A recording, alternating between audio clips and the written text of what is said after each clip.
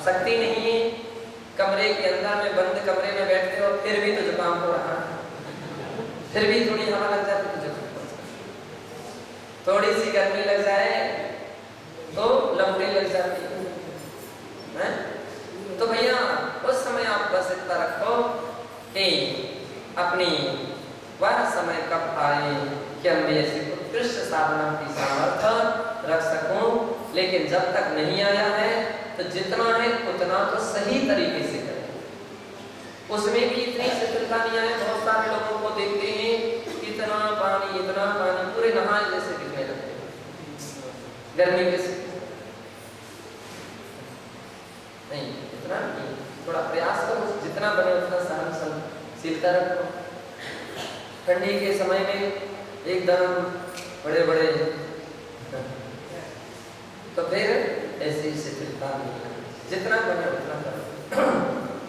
एवं जिन प्रवचने श्रद्धातो धर्मिणा जिन वचना ध्यान रुचिर वर्धते ततश्च मोहच्छया।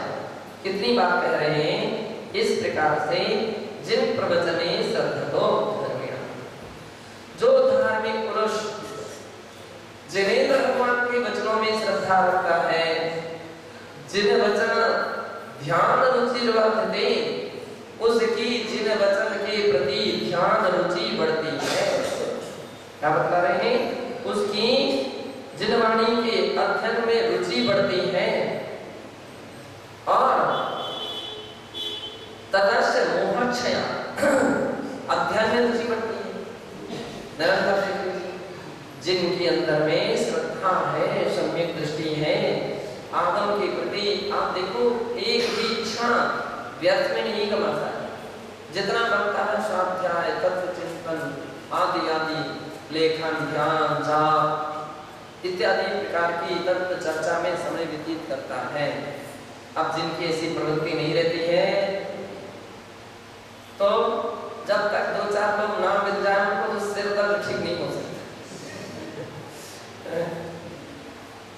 किसी का सिर दर्द ठीक करने लगते हैं किसी के, तो हम लोग परखते हैं कि इनकी दवाई क्या हो सकती है। तो किसी के सिर दर्द तो विक्स और वगैरह से ठीक हो जाते हैं और किसी के सिर दर्द दो चार लोगों को उनके पास बैठा दो तो बिल्कुल ठीक हो जाते हैं। उनका सिर दर्द क्यों कर रहा है, इसलिए कर रहा है कि कोई मिल ही नहीं रहा। लेकिन एक ही ध्यान रखो कि कोई चर्चा के लिए नहीं मिल रहा है और ऐसा तुमने प्रयास कर दिया, कोई पूर्ति कर दिया किसी ने, तो इसका परिणाम है उन्मार्ग के संस्कार पड़ गए। उन्मार्ग के, सन्मार्ग के नहीं, उन्मार्ग। अरे 1 घंटे आधा घंटे जो दूसरों की अनावश्यक व्यर्थ की चर्चाओं में व्यतीत कर रहे हो, आधा 1 घंटे में तुम कम से कम माला भी फेरते तो 4-5 माला फेर लेते। स्वाध्याय करते तो 8-10 प्रश्नों का तो कम से कम स्वाध्याय हो ही जाता। कोई चिंतन करते तो कम से कम उस चिंतन से तुम्हारी संबंध नजरा होती। लेकिन यह कीमत कौन कर सकता है, जिसने परमार्थ की कीमत किया है, उसके जीवन में समय समय की कीमत है। और जिसके अंदर में परमार्थ की कीमत नहीं है उसको तो इसी में मजा आता, इसी में आनंद आता कि थोड़ी भीड़ लगी रहे तब तो हम दिखें कि हाँ हम बहुत बड़े साधक हैं, कोई लेन लगा करके खड़े हो जाए। नहीं, साधु जन का जीवन तो निर्जन जीवन का, निर्जन स्थानों में पसंद करता जन। कोई साधना का लक्ष्य है, अध्ययन का लक्ष्य है। अनावश्यक एक भी व्यक्ति आ जाए तो उसके विघ्न बाधक की तरह नजर आता है।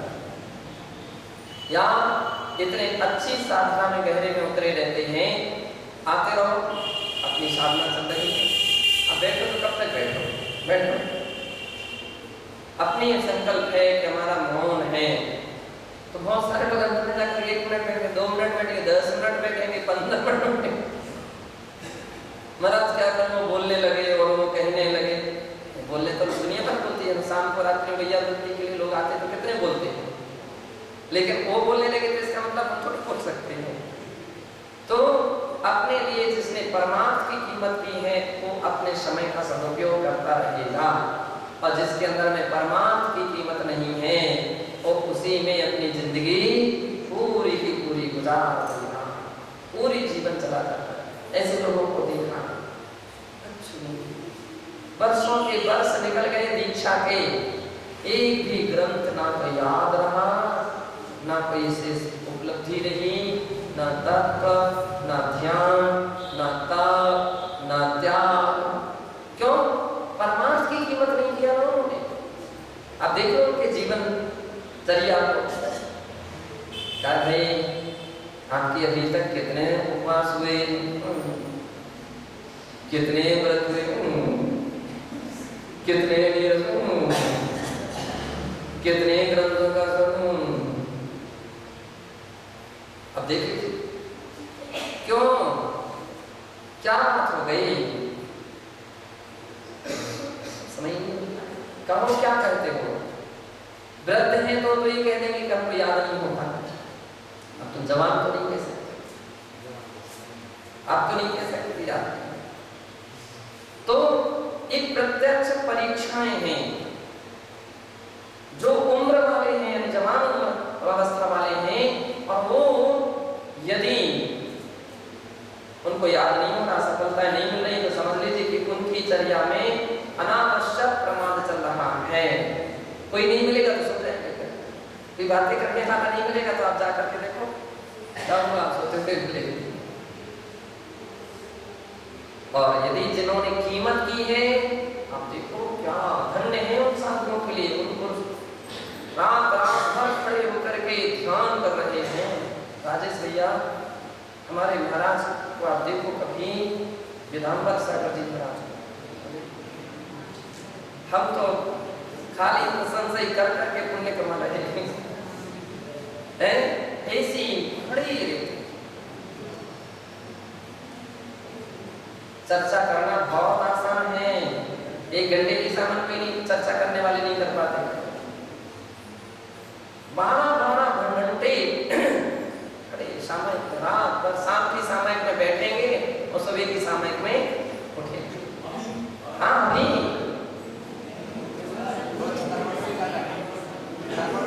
छतरपुर में भी कर अभी भी चल रहे, और क्या नाम से विधानवर सागर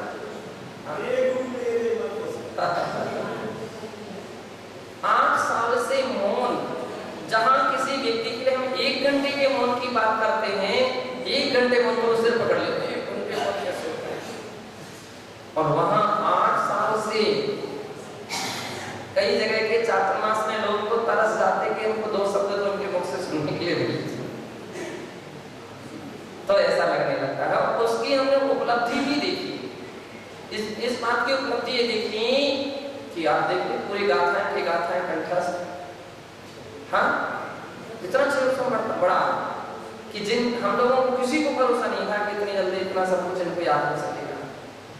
जो स्वाध्याय में चल रहा है, आप पूरी कथा कहानी जो भी प्रकरण चला है पूछ लीजिए, उनको बता देते ये प्रकरण। तो कहने का तात्पर्य है तपस्या को तपस्या, बड़ी खुशी होती है ऐसी चर्या देख करके, किसी की साधना देख करके, किसी के मान लीजिए है ना, अपन लोग छोटी छोटी सी बातों पर चर्चा करने लगते रहे, उनको झोंके आते थे, झोंके देख रहे हो, ये नहीं देखा कि दिन भर तुम रात भर खड़े रहे, ये भी तो देखो कि रात भर खड़े थे आप, 1 दिन 2 दिन भी 1 घंटे भी नींद पूरी नहीं हो पाती तो सिर दर्द करता है, आंखें दर्द करने लगती, 1 घंटे भी कहीं खराब हो जाएगी। तो इस प्रकार से जो जिनेंद्र प्रवचन में श्रद्धा रखते हैं और जिन वचनाध्ययन रुचिर वर्तते, जिनकी जिन वचन के अध्ययन में रुचि, किसके अध्ययन में, अखबार पढ़ने में नहीं, या कोई यहाँ वहां की पुस्तकें पढ़ने में नहीं, किसके पढ़ने में, जिनवाणी की, जिनकी रुचि हुआ करती, ततस्य मोहक्षयः, उसकी उपलब्धि क्या है, मोह का क्षय, उनका मोह का क्षय हो रहा है, जिनका इस प्रकार प्रकार से तत्व आगम के अध्ययन में समय लगता। उत्तम से प्रवचन सार ग्रंथ है। प्रवचन सार ग्रंथ की पहले अध्याय की 86वीं गाथा में कहा, जिन सत्थादो अट्ठे पंचखादीं मुज्जदो नियमा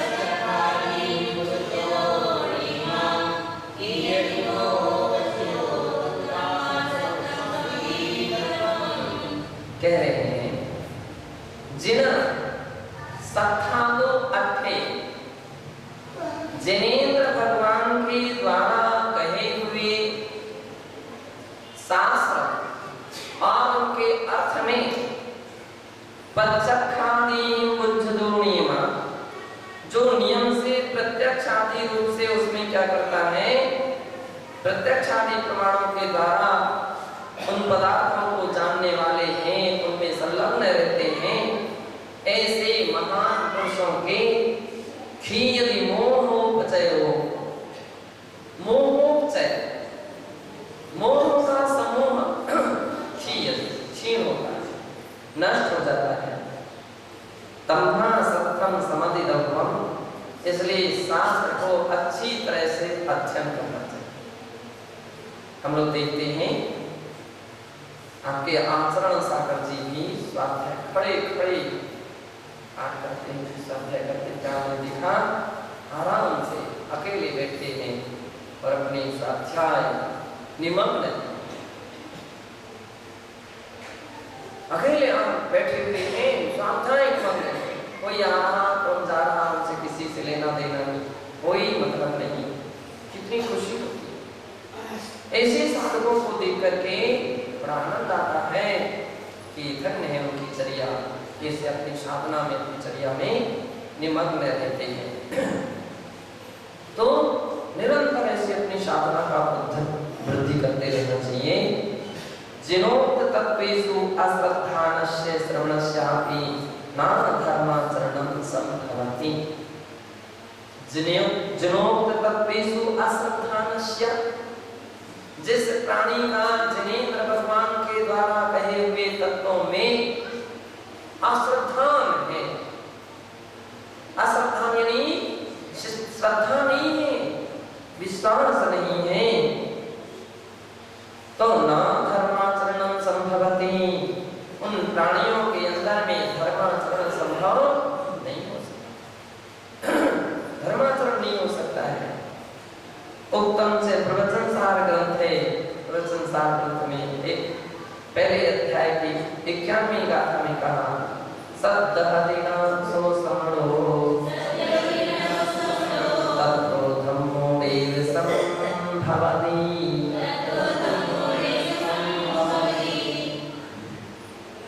सद्दहदिना सो समणो, जो श्रवण श्रद्धा नहीं करता है जिन प्रवीण तत्वों पर, आगम पर, जिन वचन पर, तत्तो धर्मम नैव संभवति, उसके अंदर में धर्म संभव नहीं रहता, उसके अंदर में धर्म नहीं हो सकता।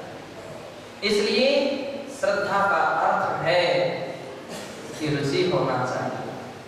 श्रद्धा का अर्थ क्या है? रुचि। और जिसके लिए जिस विषय में रुचि होती है, वो उसके बिना उसको मान लीजिए अच्छा नहीं लगता है, दूसरे कार्य में उसका मन नहीं लगता है? जिसके लिए जिनवाणी के प्रति रुचि, आप देख लीजिए, उसको जिनवाणी मिल जाती है, उसको जिनवाणी नहीं मिली तो उसको आप उनका व्यापार कर सकते हैं। जैसे बहुत सारे लोगों के लिए आदतें रहती हैं गुटखे खाने की तो जिसको गुटखे खाने की आदत है, अब जब तक उसको सामग्री ना मिल जाए अब उसकी हालत कैसी हो जाती है?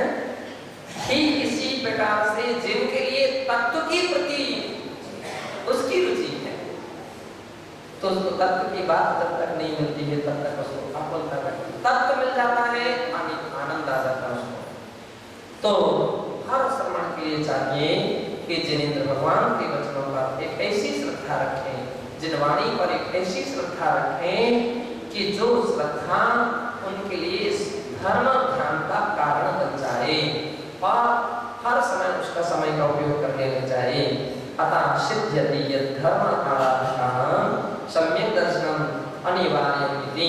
इसलिए ये बात यहाँ पर सिद्ध हो गई कि धर्म के आराधक जो भी प्राणी हैं उनके लिए सम्यक् दर्शनम अनिवार्यतम इति, सम्यक् दर्शन अनिवार्य हुआ करता है, ऐसा यहाँ पर सिद्ध हुआ। इस प्रकार से दूसरी गाथा का टीका पूरी